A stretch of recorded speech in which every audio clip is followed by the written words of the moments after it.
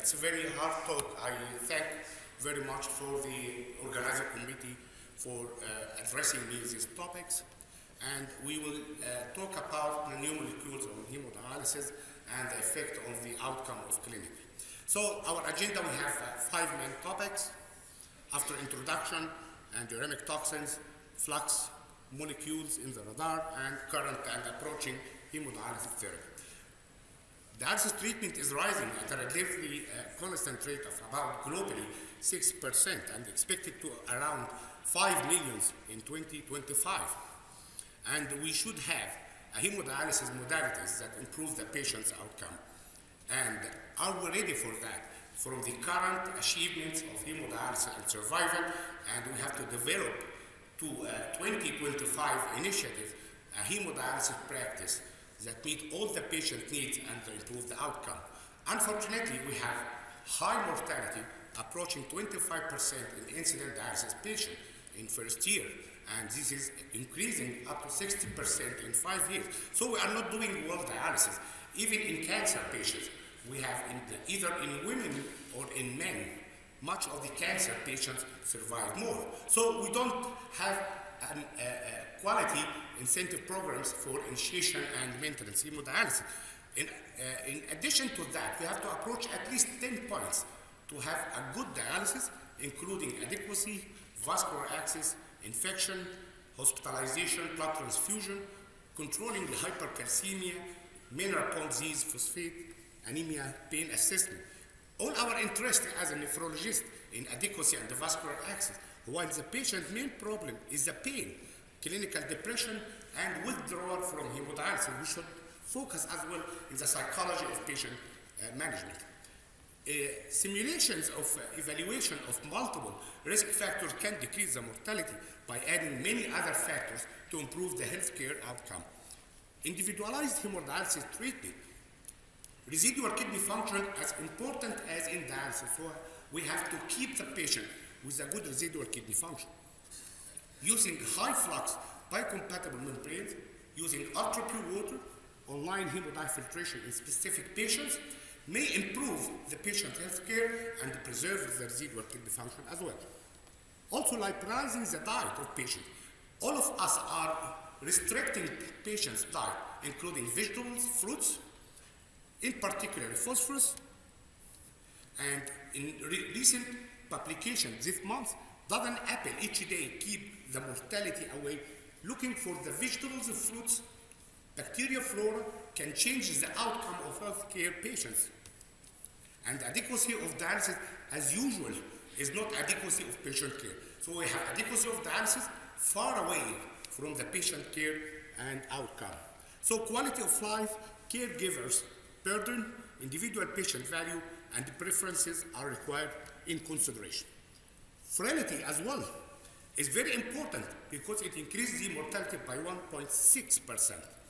And frailty due to impaired clearance of pro-inflammatory cytokines, accumulation of toxins, increased level of additional cytokines, fluid overload. Endotoxemia. All patients have endotoxemia, and this is amplifier of endotoxins. So, about the first part of my talk, so dialysis should be optimal, not just adequate, and we have to look for 2025 initiatives in order to achieve a 5 million patients rapidly growing during the next 6 to 7 years. The major barriers for an optimal hemodialysis: number one, intermittency of the therapy, 3 times per week, inadequate knowledge of solids, toxins, combined water and toxin. Hemodialysis is blind, removing the good and the bad at the same time. Intermittency has bad effect on long interdilated period, volume and toxins accumulation, as well as hyperkalemia. The uremic toxins, number one is the water. Water toxicity, volume overload, left ventricular hypertrophy, as well as rapid ultrafiltration can induce organ stunning. And the vicious circle of intradiabetic hypotension carry more risk for the patient. And myocardial stunning is a well-known damage of the heart, as well as others like intestines and brain, or can be vulnerable for stunning and decreased blood flow during dialysis. Hemodialysis facility practice as well, relating to the management of fluid volume, published this month. Accordingly, we have to develop and initiate a dry weight assessment protocol for each unit, looking for the dry weight assessment, which can decrease all the cause of mortality. Clinical, then additional tools. If you are measuring our dry weight by routine orthostatic blood pressure alone, you can decrease the mortality. If you have a bioimpedance, this is not affecting the outcome without the clinical background. So the unfolding story of uremia with new retention molecules considered responsible for specific clinical outcome. There is increasing interest in uremic toxin publication all over the years, and the uremic toxin assessment is very complex. From the organic compounds, chemical structure, and the composition, accurate classification is very difficult, and the potential toxicity remains unproven. So we have a novel approach is needed to identify and explain their disease correlation. The four main players for uremic toxin to be identified as toxin, you need to measure to be high in patients against control, then should clearly identify that toxin as a disease specific, and the disease should be improved by their removal. Here is a difficulty. And according to the EOTX parameters and identification, we have only 130. However, advances in chromatography and spectrometry, as well as omics, it's expected to be more than 500, and different solid will have different disease effect. How to decrease concentration? Lastly is the diets.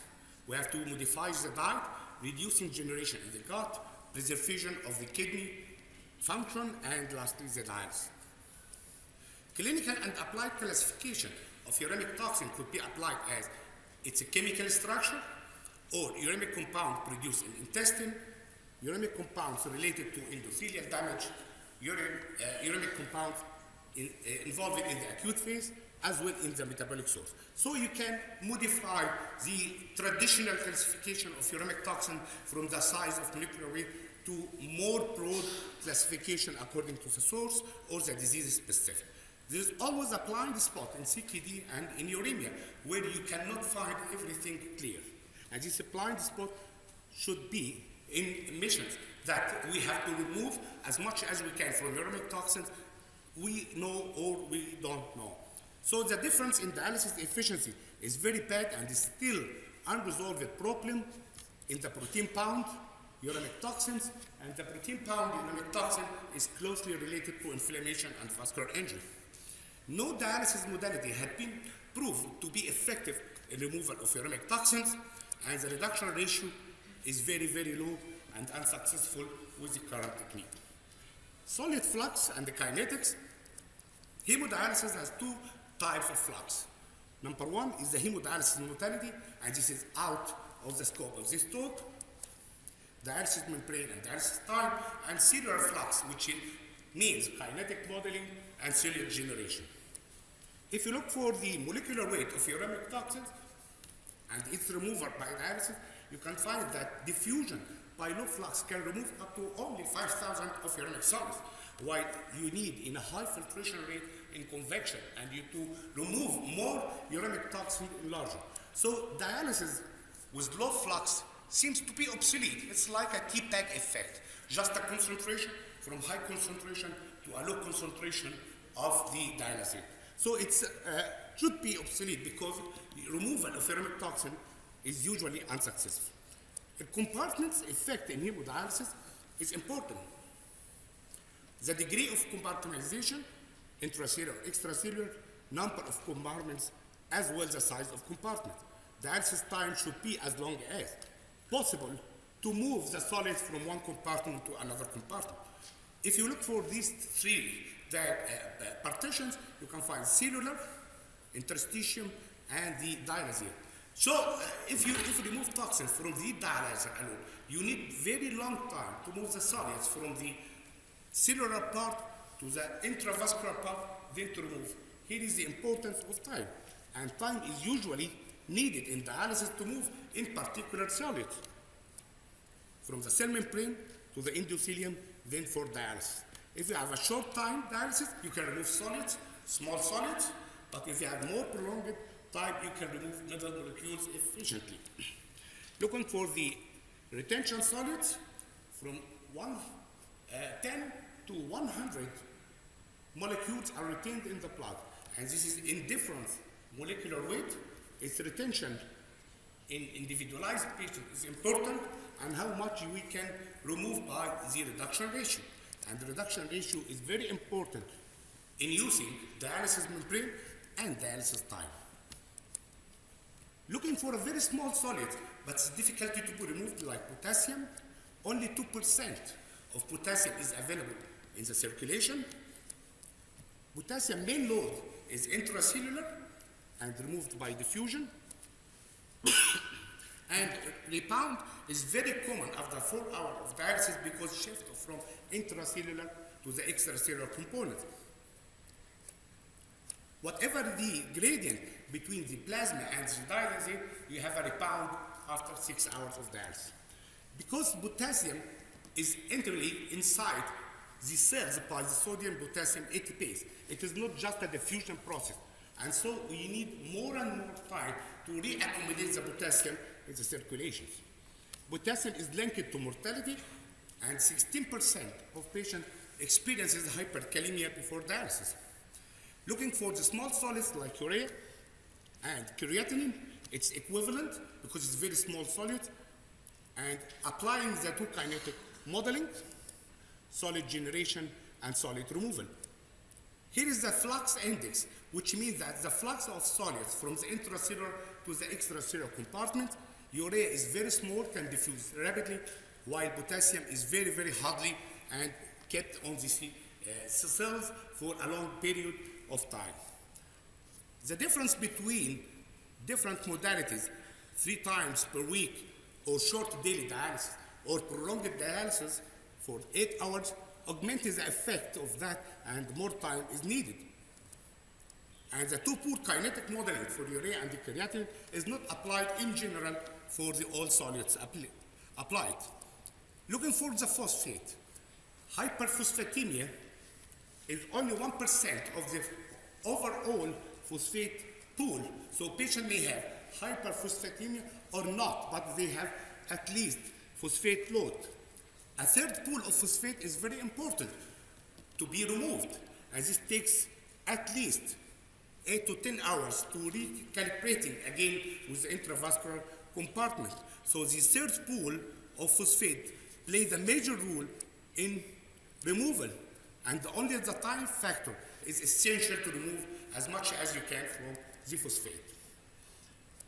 Looking to the beta-2 microglobulin, the godfather of the middle molecules, removal is dependent on convection, and convection time volume is essentially to remove as much as you can from the beta-2 microglobulin, with difference between low and high flux, and you need high convection volume and a high permeable membrane. So additional local environmental factor as well play a role. Uremic crosstalk, it's not only accumulation of toxin, it's as well the accumulation of other environmental factors that augment the effect of a toxin. For example, the phosphate, hyperphosphatemia alone is not like hyperphosphatemia with complex phosphate interactions. Inflammation, acidosis, deficiency of chloride, or hypercalcemia all augment the phosphate toxicity. And this can affect the phosphate transporters and can induce vascular smooth muscles, cell calcification, and matrix mineralization. So classification and inflammation running together with increased CO2 production, changes in the local pH, changes to the ratio of mono to dihydrophosphate, and this can augment the phosphate influence. Also in beta-2 microglobulin, if you have inflammatory cells infiltrating the synovium, inflammatory cytokines induce receptor activation of nuclear kappa, and so it's not just a simple beta-2 microglobulin deposition. So what is in the new molecule in the radar of hemodialysis? There is a lot of molecules, advanced glycation in the product, mediators of vascular calcification, gut microbiota trimethylamine oxide, light chain, cytokines, and asymmetrical dimethylarginine. All these are hardly removed during conventional hemodialysis. There is a great interest in vascular calcification and mediators, and the concept has been changed to be removing of about 55 Dalton, which is nearly more than triple size of the beta-2 microglobulin. Free light chain, complement factor D, and you need a higher permeability membrane to be removed. Here is our goal, beta-2 microglobulin, light chains and others in the range of 50 to 55 molecular weight, just below the albumin target. Using the omics, and the omics is a perspective for identifying and quantifying the uremic toxins by using different techniques, genomics, epigenomics, proteomics, glycomics, and the metabolomics, all are identifying uremic toxins according to DNA, RNA, proteins, and biochemical or biological phenotype. Example of that, you can develop a biomarkers of a known uremic toxin could be related to cardiovascular or CKD, MBD. Proteomics is well known in hemodialysis field to induce molecular definition, identification of prognostic markers, disease-specific toxins, and blood purification efficacy. Proteomics have been shown differences between low flux and high flux dialysis, and the identification of middle molecules using proteomics in the dialysate span. So there is not currently removed in the radar of hemodialysis more than 25 Dalton, kilodalton of uremic solids are held in the patient and need to have an attention for that. In particularly, the inflammatory cytokines, adipokines, immune mediators, and growth factors. Uremic compounds related to endothelium, we have 4 killers: atherosclerosis, vascular calcifications. Abnormality of vascular calcification is important. It will be on details later.